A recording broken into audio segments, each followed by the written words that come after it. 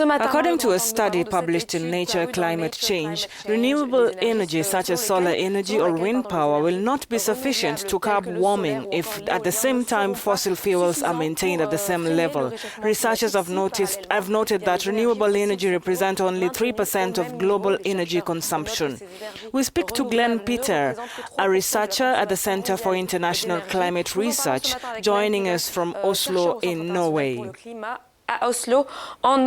Mr. Peter, for some years now, specialists are saying renewable energy can be the key to win the fight against climate change. It seems that it will not be enough if fossil fuels are still hold, I mean. The last 3 years or so, emissions growth has started to slow down and level out, which wasn't really expected and is good news.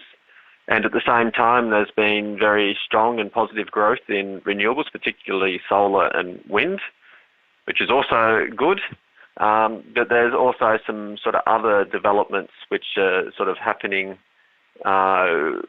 which are not causing emissions to go down as fast as we would like.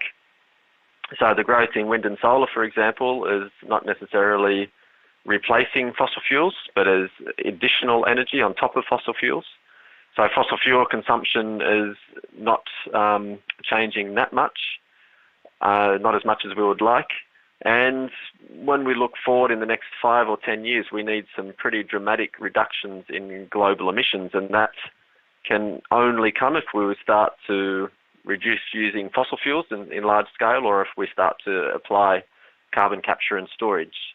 So solar and wind will play an important part, but many other factors have to work as well. Now, Peter, there is a general agreement that fossil fuels are doing a lot of damage on the environment.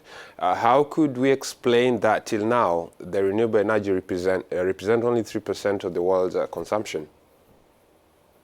So renewable energy, well, solar and wind mainly, I'm talking about solar and wind here, they've only been, they sort of didn't really exist a few years ago. And the global energy system is huge, and so it takes a very long time even with very radical growth in solar and wind, it takes a very long time before it even has a small dent in global energy consumption. So a very slight change in coal consumption would totally dominate the radical growth in solar and wind. So it's this sort of scale issue. The global energy system is, to use a technical term, about 500 exajoules, and wind, might be adding 1 or 2 a year, so it's only having a very small impact on a very big system. And this is where part of the challenge is. So not only do we need to be growing solar and wind very fast, but at the same time we need to be bringing down sort of fossil fuel consumption at the same time.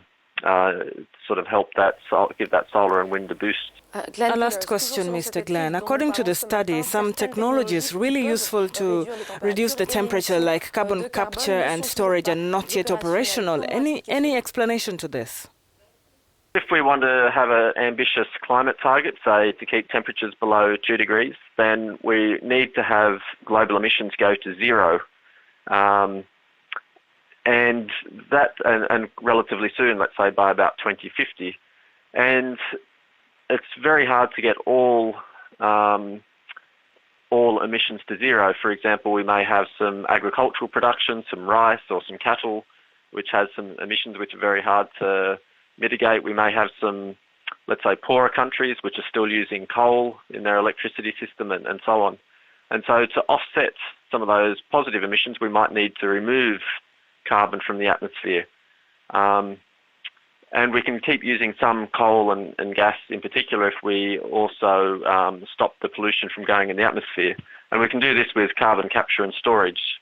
So if we capture the carbon that is released when we burn fossil fuels or bioenergy and store it underground, then we can stop the emissions from getting into the atmosphere for fossil fuels, and we can actually take carbon out of the atmosphere if we use biomass, because the biomass takes up carbon when it grows. So this carbon capture and storage is quite a pivotal technology in the scenarios, because it can do things that wind and solar can't do.